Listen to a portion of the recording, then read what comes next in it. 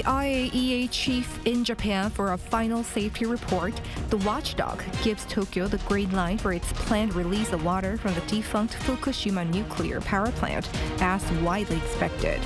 Rafael Rossi's next stop is neighboring Korea for a detailed account. Korea's economy is forecast to bounce back in the latter half of the year. That's according to the Finance Ministry, as it heralds aggressive financing among the measures unveiled today to revive the economy throughout the rest of the year. Songs for Peace. That's what brings thousands of choir singers from around the world to South Korea's Gangneung this year. Don't miss our highlights from the 11-day event. It's July 4th, 2023. This is News Center. Good evening. Thank you for joining us. I'm Yoon. With the UN nuclear watchdog, Chief Rafael Grossi now in Japan, the IAEA delivers its final report on Fukushima, saying the water set to be discharged conforms to its safety standards. For more on the latest, our Foreign Affairs correspondent Eun-ji is on the line. Eun-ji, what do we know about the details of the report and his meeting with Japan's Prime Minister? Well, Jung-min, the head of the International Atomic Energy Agency, Rafael Grossi, arrived in Japan this morning. And like you just said, just a few hours ago, met with Japanese Prime Minister Fumio Kishida. Grossi handed over the agency's comprehensive report on the safety of the discharge procedures. It said that the IAEA finds Japan's plans to release wastewater into the ocean to be consistent with the international safety standards, giving Japan the green light for the discharge. Today, I can say that after this effort that has been carried out by the task force that I put together within the IAEA and with the assistance and advice of prestigious experts on radio protection from all over the world, including from neighboring countries, that the plan as it has been proposed and devised is in conformity with the agreed international standards. This was something that was widely expected, as the IAEA has been saying that samples of the wastewater from the Fukushima plant meet international standards. In its previous 6 reports, the agency said it found the measurement of the wastewater to be, quote, accurate and precise. During his 4-day visit to Japan, which ends Friday, Grossi will also travel to the Fukushima Daiichi plant to inspect the site and visit an IAEA office there, which will newly open upon its visit. And now that the Japanese government has received the IAEA report, it will soon announce the exact schedule for the release, a process that will be carried out over the next 3 to 4 decades. Eun-ji, and I hear he's also planning to be here in Seoul later this week. That's right. After wrapping up his trip to Japan, Grossi will visit South Korea from Friday to Sunday to provide a detailed explanation of the report to the Korean government. He will sit down for talks with the country's Foreign Minister Park Jin and the chairperson of the Nuclear Safety and Security Commission, Yoo Guk-hee. But even after the IAEA has confirmed the safety of the water, South Korea will likely continue to ban imports of seafood from Fukushima until the Korean public feels it is safe enough to consume. That's all I have for now at this hour. Back to you, Jung-min. Right, that was our Eun-ji live on the line. Thank you. Shifting gears, South Korea's economy to expand 1.4% this year, a slight cut from the previous forecast, while inflation is expected to further ease. This as the Finance Ministry unveiled today its economic policy direction for the latter half of the year, with a focus on achieving economic vitality. Our economics correspondent Shin Ha-young has the details. As price hikes in South Korea continue to ease, the government has slashed its inflation outlook for the year from 3.5% to 3.3%. However, it has also lowered its growth projection for 2023 to 1.4% due to a sluggish performance in the first half. Despite this cut in its economic forecast, the government expects the economy to gradually recover in the second half of the year and more substantially starting next year. Mentioning this, Finance Minister Chu Kyung-ho announced on Tuesday the economic policy direction for the latter half aimed at improving the country's economic vitality. The country's economic conditions have been gradually improving, but economic uncertainties still remain in the global economy and financial markets. In the second half of the year, the government will focus on enhancing economic vitality, stabilizing people's livelihoods, improving the economic structure and future preparation. First, the government will focus on boosting sluggish exports, as these will play a significant role in the country's overall economic rebound. It'll do so by injecting record-breaking trade financing of 184 trillion Korean won, or roughly $140 billion during the second half. The government also aims to stimulate domestic consumption by boosting tourism. To encourage off-season travel, 300,000 vouchers worth $23 each for accommodation will be distributed in November. To attract more foreign tourists, 700 free round-trip flight tickets will be given out in July and August, targeting visitors from countries such as Japan, Taiwan, and China. As for improving the country's economic structure, it will focus on fostering science and technology as well as cutting-edge industries and expand joint research at the global level.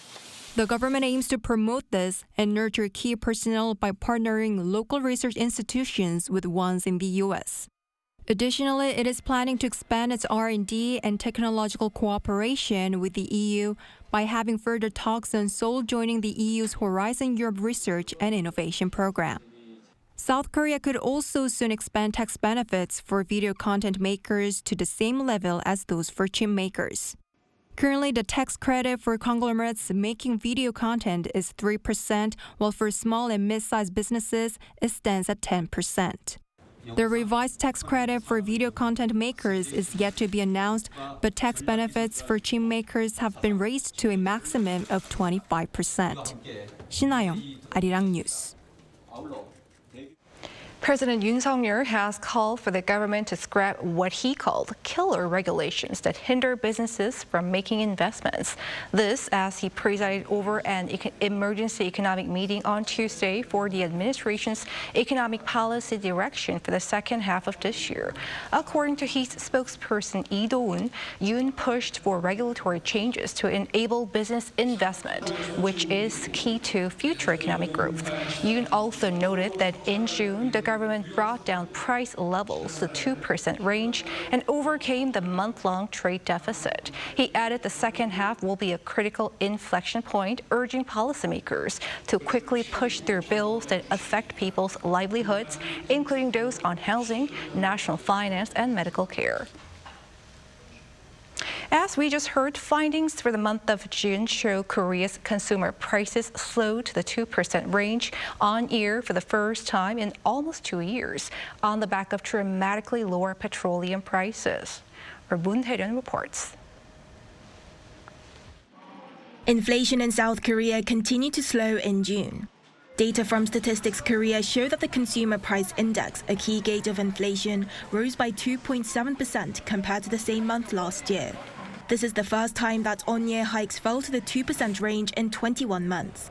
According to the Ministry of Economy and Finance, South Korea is one of only 3 countries in the G20 group of countries that recorded consumer price hikes in the 2% range. The increase in prices has shown a steady decline since January this year, when a 5.2% increase was recorded to the latest figure of 2.7 in the space of 5 months. The drop was largely attributed to falling prices for petroleum products, which fell by 25.4% in June, the largest on-year decline since data was first compiled in 1985. Oil prices have weakened due to global economic uncertainty, which prompted Saudi Arabia and Russia to announce extended oil production cuts on Monday to boost prices. While the prices of agricultural, fishery and livestock products rose 0.2% on year, the large drop in petroleum product prices tipped the scale. Excluding these volatile categories, core inflation was measured to have risen by 4.1%, marking the lowest on-year rise since May last year. Meanwhile, energy prices rose significantly. Electricity, gas, and water prices were up by nearly 26%. This is the third consecutive month that energy prices have seen hikes in the 20% range. The price of dining out also rose by over 6%. Consumer prices are expected to continue to be affected by higher energy prices over the coming months amid increased summer demand. International prices of raw materials and exchange rates could contribute to a rise or drop in prices, depending on the economic situation at home, but rising public utility bills are likely to factor in a rise. By region, the capital experienced the highest price increase on year at 3.4%. Moon Hae-ryun, Arirang News. South Korea reported its highest foreign direct investment ever in the first half of this year. Data from the Trade Ministry on Tuesday show that FDI came to more than $17 billion, up more than 54% from the previous year. This is the highest on record for the January to June period. It was largely attributed to a surge in foreign investment in areas such as semiconductors and secondary batteries. Investment in the electronics sector soared 663% during the first 6 months of the year. By region, investment from the EU rose the most, more than doubling to reach over $4 billion.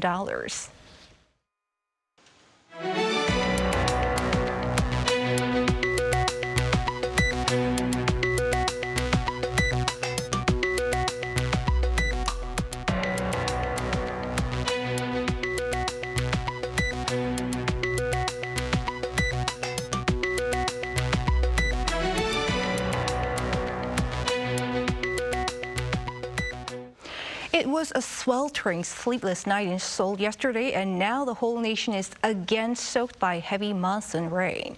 Heavy rainfall warnings have been issued in some areas of the country. Our Lee Dae-yeon brings us up to speed. Heavy downpours battered South Korea on Tuesday afternoon. By 3:30 p.m., the Korea Meteorological Administration issued a heavy rainfall warning in the city of Incheon. Such warnings are issued when rainfall of more than 60 millimeters in 3 hours is expected, or 110 millimeters in 12 hours. The west coast of Chungcheongnam-do Province and Jeollabuk-do Province were also issued a heavy rainfall warnings as the stationary front continues to head north. More inland regions are expected to see downpours. 150 millimeters are forecasted in the Seoul metropolitan area, the Jeollado Provinces, Chungcheongnam-do Province, and Jeju Island. Gangwon-do Province and Chungcheongbuk-do Province are expected to see 120 millimeters. Authorities warn that flooding and landslides may occur late at night, with localized rainfall accompanied by squalls and storms expected in some of the regions. Meanwhile, Seoul had its second tropical night of the year on Monday, with lows in the capital hovering 26 degrees Celsius even after sunset. A tropical night occurs when temperatures stay at a minimum of 25 degrees Celsius between 6 p.m. and 9 a.m. In fact, Monday was the hottest day of the year so far, with daytime highs of 34.9 degrees in Seoul. 2 people in Chungcheongnam-do Province, where a heat wave alert was issued, were hospitalized with heat exhaustion but have reportedly recovered. The heat wave has been eased due to the current rainfall, which will continue until Wednesday afternoon before easing off. Scorching weather is once again expected after the rain. Lee Dae-yeon, Arirang News. Prime Minister Duck-soo is in the Caribbean to promote Busan's bid to host the World Expo in 2030. The Caribbean is one of the fiercest battlegrounds when it comes to voting for the World Expo, and Han is at the annual CARICOM summit, which started on Monday in Trinidad and Tobago's port of Spain. Han is the first high-level official from Korea to attend that event. According to the Prime Minister's office, 13 out of the 14 Caribbean countries will vote at the IAEA, and they have the tendency to unilaterally support one candidate, making this trip crucial before the decisive voting takes place this November. During the event, Han shared South Korea's vision to work with Caribbean nations on multiple fronts, such as climate change.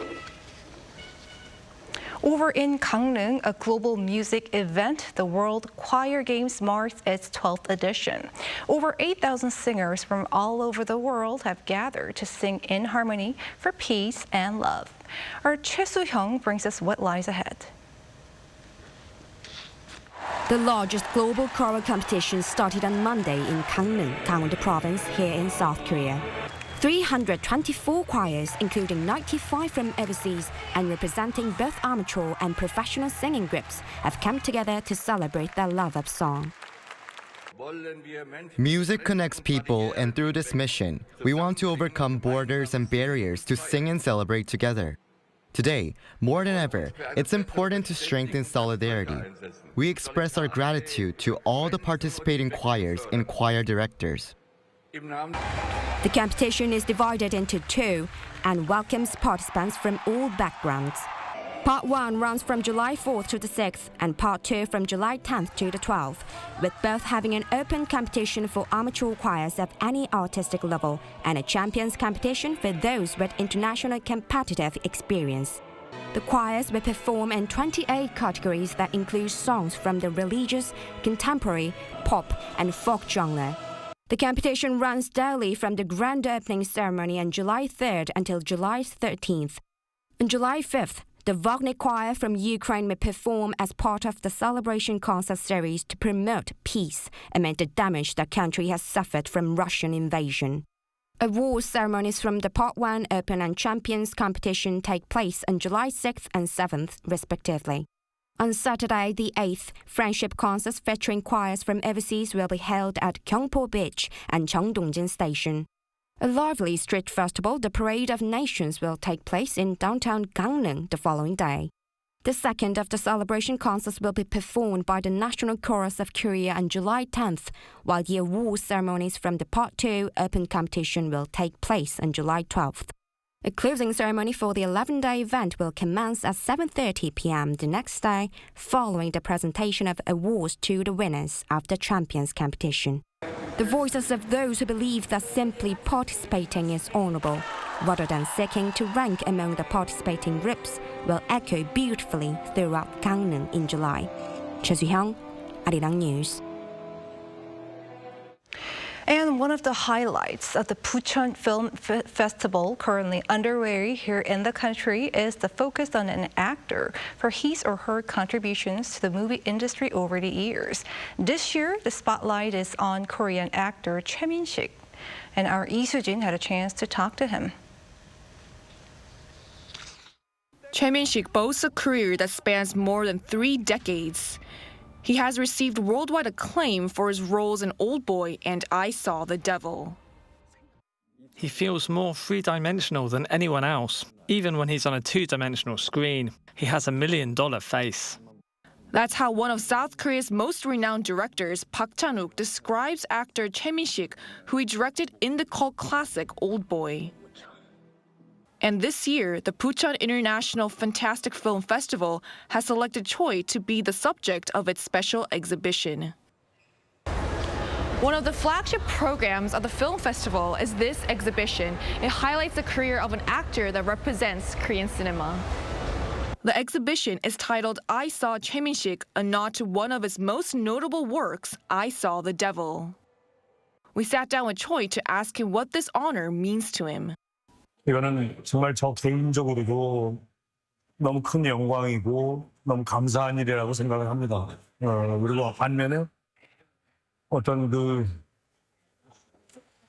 제가 출연했던 모든 작품들, 그중에 이제 10편을 생정해서 단편, 2편까지 생정해서 이렇게 다시 한번 관객 여러분들과 만나는 자리를 갖게 된다고 생각하니까 뭐라 그럴까요? 제가 발가벗겨진 느낌이랄까요? 일기장을 꺼내서 보여드리는 것 같은 그런 느낌? While the exhibition provided him with an opportunity to reflect on his career, he said that it's still difficult for him to choose his favorite.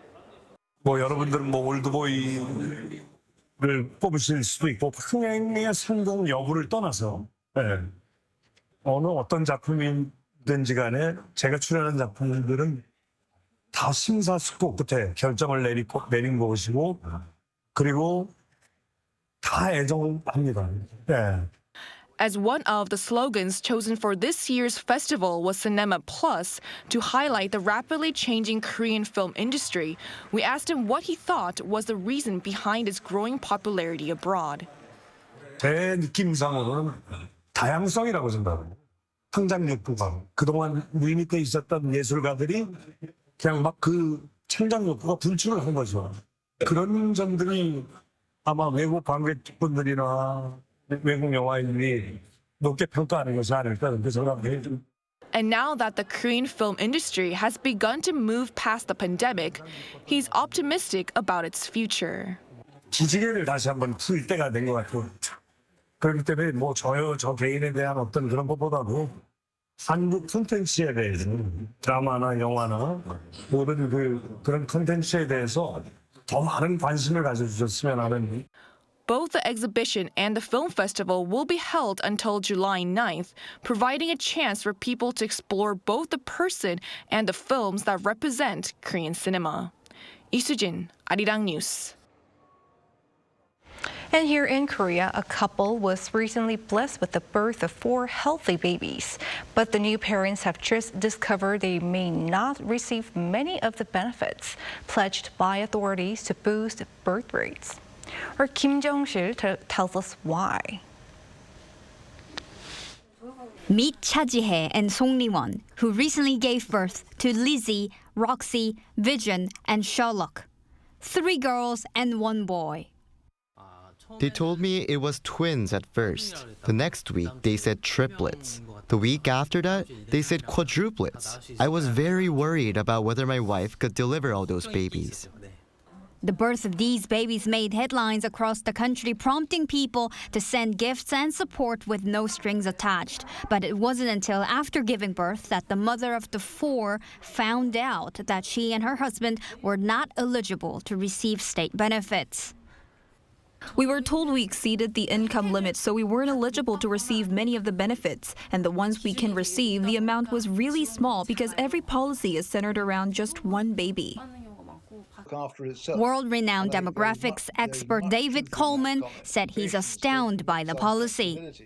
People who have 4 babies at once deserve all the support and praise that a nation in search of a higher birth rate can possibly give them. And I'm surprised that the regulations don't permit some flexibility in that. It wasn't just the reality of the policies that worried the mother. These days, I'm most concerned about going back to work after maternity leave. I'm beginning to doubt whether I can survive when I return to work. According to a recent report by Statistics Korea, South Korea recorded the lowest number of births in April since records started being kept in 1981. For the first time, less than 20,000 babies were born during the month. While many other factors still remain hampering the birth rate, including housing and education costs, experts said the status of women may be the key to solving this issue. This is because countries with high birth rates offer a considerable amount of state support that enables women to work and take care of children at the same time. One of my wise colleagues is fond of saying that if you look after the interests of women, then population will look after itself. He added that change can happen, but that it requires society to realize that it is necessary. Kim Jong-sil, Arirang News.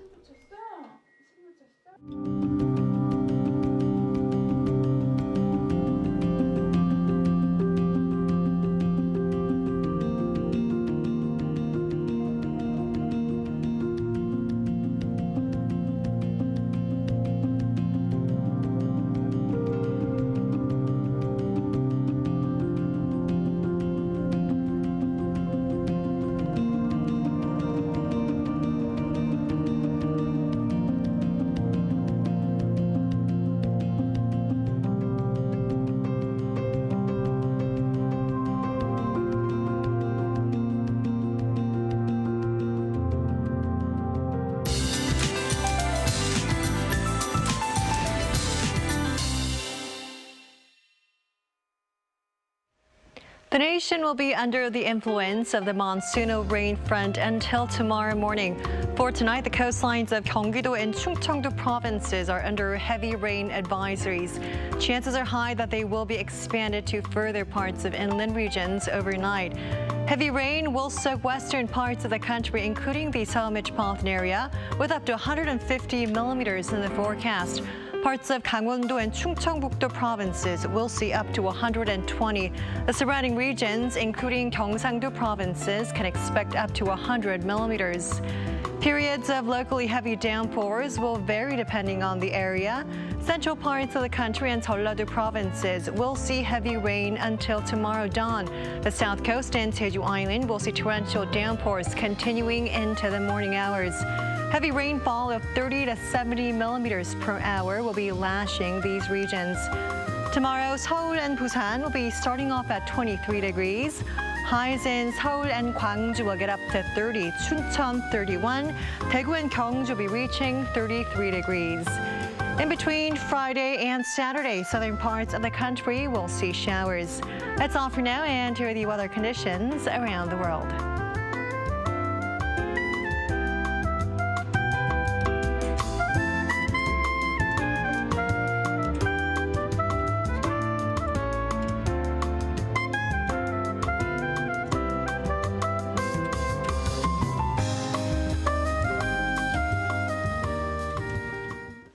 That is News Center for tonight. Thanks for watching. A panel session coming up.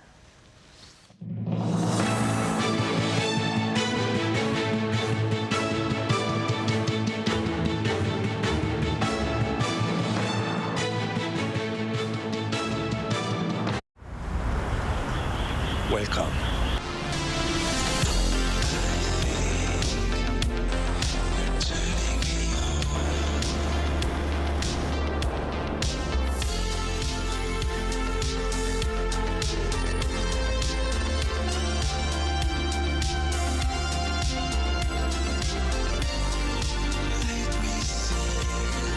시간 불이 꺼지지 않는 나라.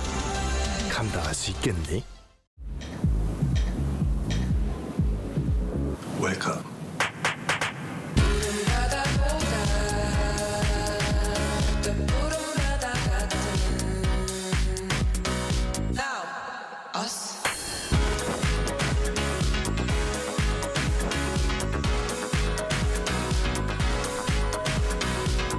엄청난 에너지를 춤으로 뿜어내는 나라.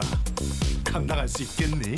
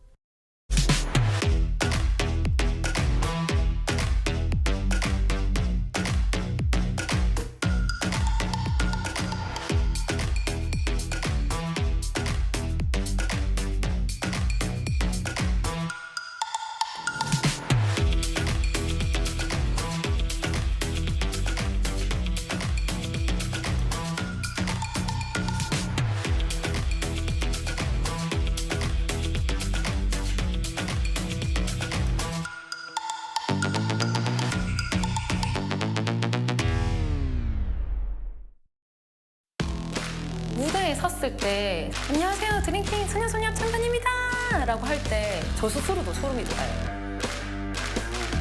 여러분들 나만 믿고 따라와. 내가 여러분들을 파라다이스로 가져다 줄게, 데려다 줄게 이런 마음으로 관객들과 함께 정말 신나게 노는 것이 저희가 무대에 서는 이유입니다.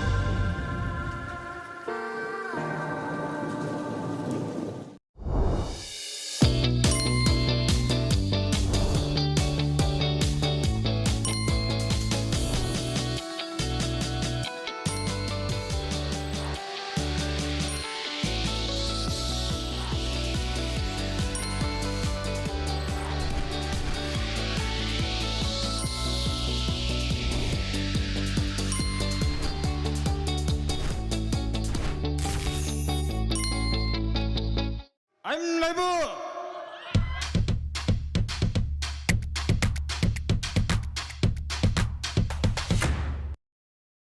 저를 도와주시는 분들이 저희와 함께 해주시는 세션분들 아무리 봐도 없지. 펜션 같은데 아니라고 아무도 안 하는 거고.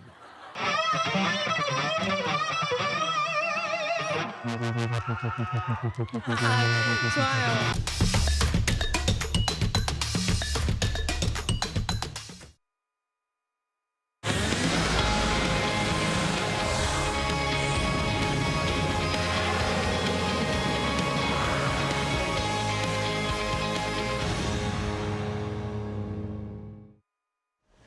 Hello everyone, it's Tuesday and you're watching Within the Frame. I'm Kim Bo-kyung.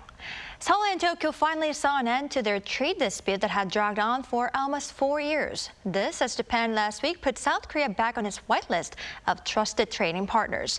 In addition to that, each country's top finance heads met for the first time in 7 years and agreed to resume a currency swap deal after an 8-year suspension. Clear signs of economic bilateral ties being on the path to recovery. Why are they so significant, and if any, what lingering concerns are left? For an in-depth analysis, we invite into the studio Professor Yang Jung-seok from the Catholic University, and we also have Professors Hayuri Shrai from KU University. Professors, welcome to the show. Happy to be here. All right, now first question to our Professor Shrai. Now, South Korea is back on Japan's whitelist of trusted trading partners about 4 years after the removal. And for those who might not be familiar with this, what is this whitelist and how does this redesignation benefit South Korean economy?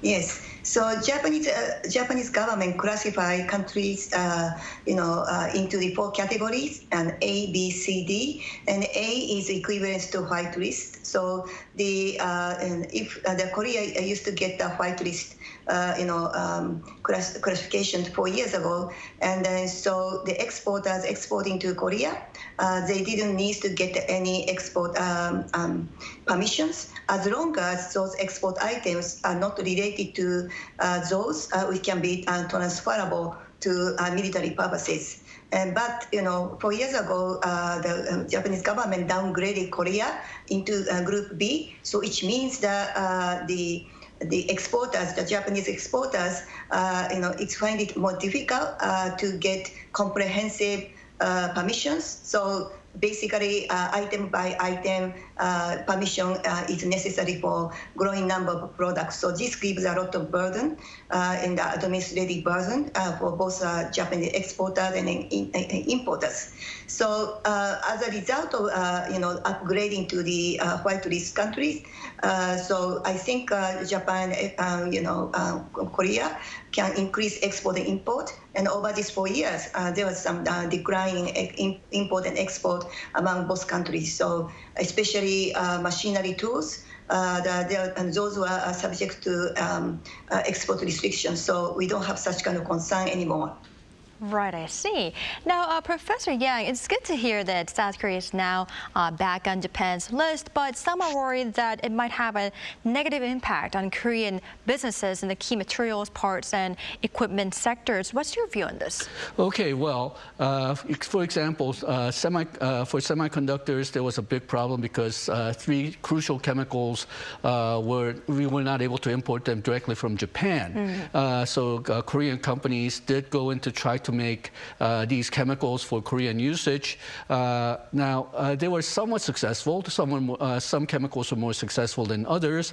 But now, because the whitelist, Korea has gone back to the whitelist, it is expected that Korean companies will start importing them from Japan again, because their quality is usually better and their costs are usually cheaper. So these Korean companies which had gone into making these chemicals will probably move out of those areas again. And then I hope this doesn't happen, but next time a conflict like this happens, and next time perhaps Korea needs to make these chemicals again, Korean industries will be very reluctant to make these chemicals, go back into making these chemicals because, well, they tried it once, but once the diplomatic relations were improved, they were out of the market again, out of the market. So this perhaps will make Korean companies more reluctant to compete directly with chemicals or intermediate goods that are made in Japan. Right, I see. Now, Professor Shrai, with Japan's recent decision, the issues regarding export regulations that started in July 2019 have been completely resolved after 4 years. What significance does this have for the two countries? I think it's related to what the professor said. Over these 30 years, Japan has a trade surplus with Korea, and over these 4 years, even this export restriction, the Japan maintained the trade surplus. Also, export and import dropped, but there was a trade surplus. So now there's no restrictions. So Japan is very good at semiconductor producing machinery and machinery tools, and some important chemicals, and so those are probably used quite widely by Korean manufacturers. But in the meanwhile, Korea also got a lot of comparative advantage in semiconductor and a couple of batteries, and so those are also used in Japan. So I think we can have a win-win situation in many cases. And also importantly, this over 4 years, this Japan-Korean Economic Association was becoming really, a lot of membership, they were losing a membership. But I think now a lot of talks are already happening between Korea and Japanese business leaders. So I think now membership for this association is growing. So I expect greater complementarity and economic transactions between two countries. Right, I see. Now, Professor Yang, meanwhile, South Korea and Japan also agreed to resume a $10 billion currency swap deal for the first time in 8 years. Now, first of all, what is this currency swap? And as far as I know, this bilateral currency swap deal first began in 2001. Since then, how has it developed? Okay, well, currency swap is where central banks, usually of two countries, decide that they will swap currencies with each other. They agree, they pre-agree on an exchange rate and the maximum amount that they can trade the currencies with. Usually, both countries trade their home currencies. So Korea would give won, and perhaps the counterpart country would give their own home currency in response. But something special about this Japanese-Korean currency swap is that it's being carried out in dollars. Right. So instead of Korea giving won and Japan giving yen, we would give yen per won, yen per dollar, or won per dollar. Right. Now, the currency swap between Korea and Japan did start in 2001. It started off with just $2 billion. They had additional swap arrangements in 2005, 2006, and twice in 2011, it reached a high of $70 billion. But then from 2015 onwards, it was allowed to, 2012 onwards, excuse me. From 2012 onwards, these swaps were just ran out. They did not. They did try renegotiating, but they just did not succeed. So these swaps just ran out, and it completely ended around 2015. Now they will try. To, we have signed a new currency swap. So if Korea needs U.S. dollar quickly, they can use this currency swap to get U.S. dollars from the Japanese central bank. And this effectively reinforces Korea's supply of foreign currency. So if we see a rapid outflow of foreign capital from Korea, or heaven forbid, a currency crisis that we need U.S. dollars to deal with, we can rely on Japan to get at least some of the dollars that we need. Right, I see. So this deal is significant in that it is based on dollar. Now, Professor Yang, one more question. Up until now, we have been talking about this currency swap deal, but the two countries also agreed to form a consultative body between the tax authorities of Korea and Japan to increase efficiency in discussing these tax issues. Now, what benefit could both countries enjoy, and what are other agreements that were made during the ministerial meeting? Well, they did not discuss exactly what's going to be discussed in the body, but the two heads of the tax administrations did meet earlier in June, and the items that they talked about was how to deal with, say, transfer prices, which is basically how deals are made within a multinational corporation.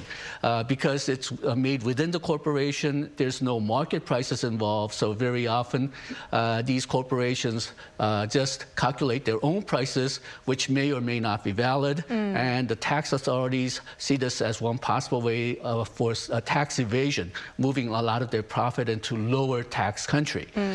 So Korea and Japan did agree to try to get cooperation on how to deal with transfer prices, getting approval for the transfer prices on a fast-track basis. And then secondly, having a information cooperation deal for international tax cheats, and then third, discussion on electronic and digital tax assessment and payment systems.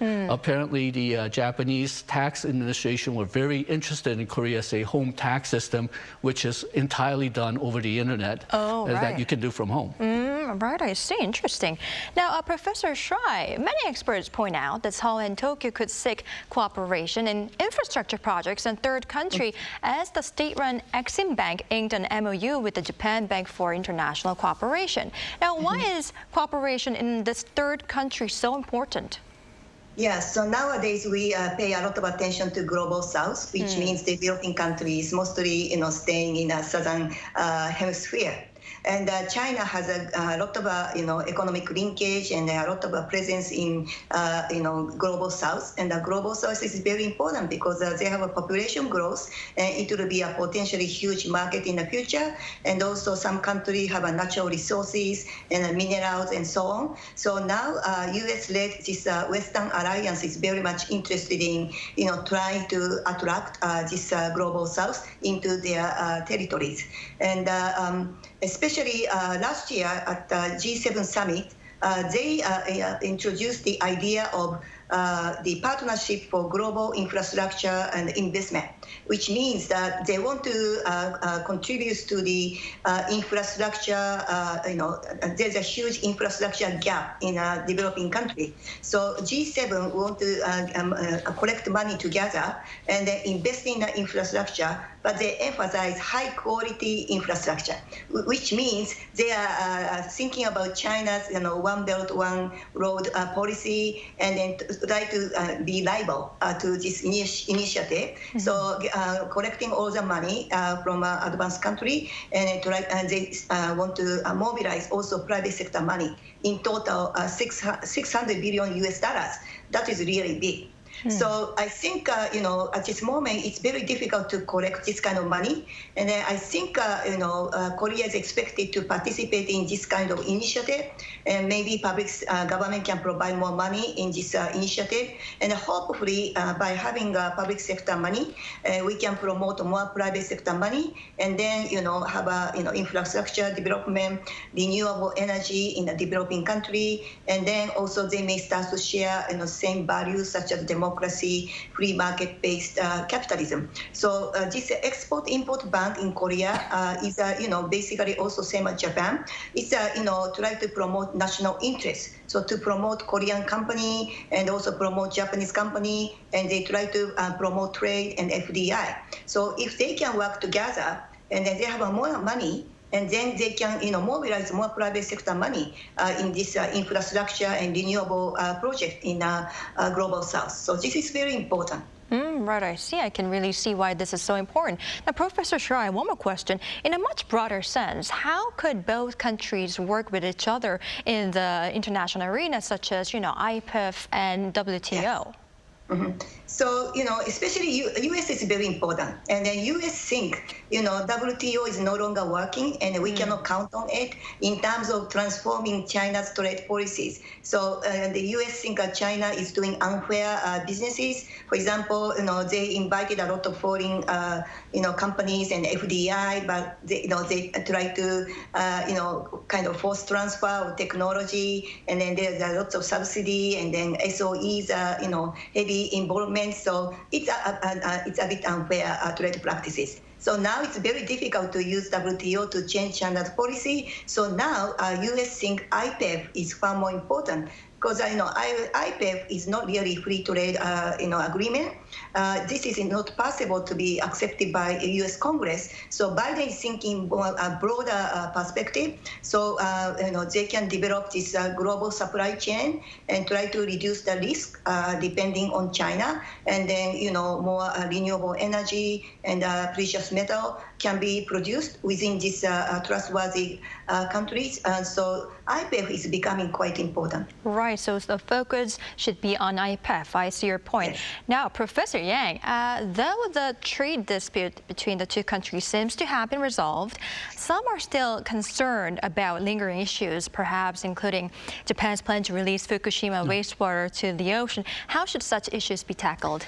Okay, well, everything when we talk about Japan is colored by Korea's history.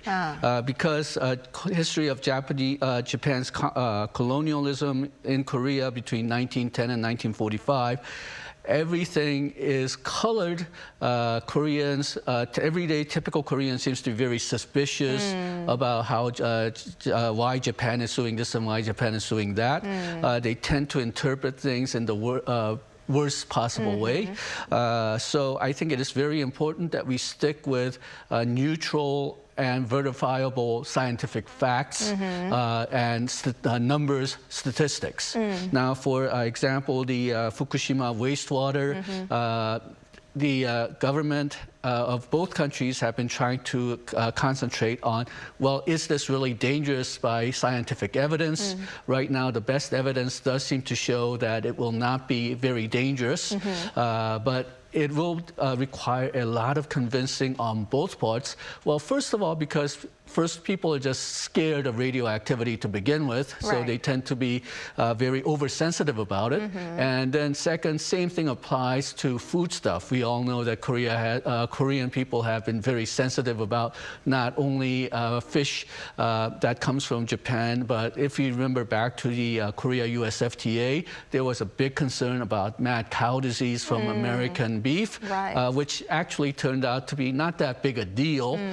Mad cow disease, the instance has fallen down globally. And a couple of years ago, when Korean imports of U.S. beef went down, Korean consumers actually complained they couldn't get enough American beef. So I think it is very important that we try to stick with the verifiable scientific evidence as much as possible. And I think this also goes to at least some of the political parties in Japan. They also, I'm not sure whether because it's colonial history or something else, but they do tend to see Korea in the worst possible light. And well, these are the political facts that we have to live with. So I think whenever two governments deal with each other, they should try to stick with as much as mutually verifiable numbers, statistics, scientific evidence as much as possible. Right, and I cannot agree more that we need to separate, economy and politics as well. Now, this will be our last question. Professor Choi, what further economic cooperation between the two sides could we expect, and how should both sides see each other in terms of being economic partners? It looks like Japan and Korea is increasingly integrated into U.S.-led Western regime.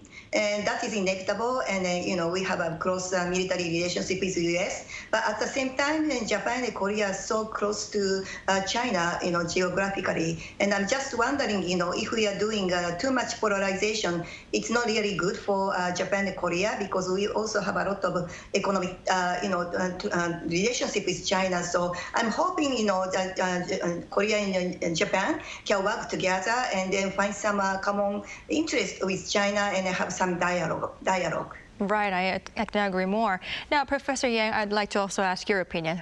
Okay, well, Korea does depend on Japan for crucial technologies and crucial intermediate goods. It's almost similar to the type of relation that Korea has with China, where Korea is providing a lot of critical technology that China cannot produce efficiently on their own. So in that sense, the two countries are tied together. And I think even though, especially among the older population, there is some animosity, I think, among both countries toward each other. I think we have to recognize the mutual independence and try to separate the emotions from cold hard facts. Right. Right, I see. And we hope that both countries could become reliable trade partners, especially as such close neighbors, right? Unfortunately, this is all the time we have for today's edition. Thank you, Professor Yang, and thank you, Professor Shrai, for your insights. We really appreciate it. Thank you. All right, that's all for Within the Frame tonight. We'll be back tomorrow with more in-depth stories. Thank you for watching, and goodbye.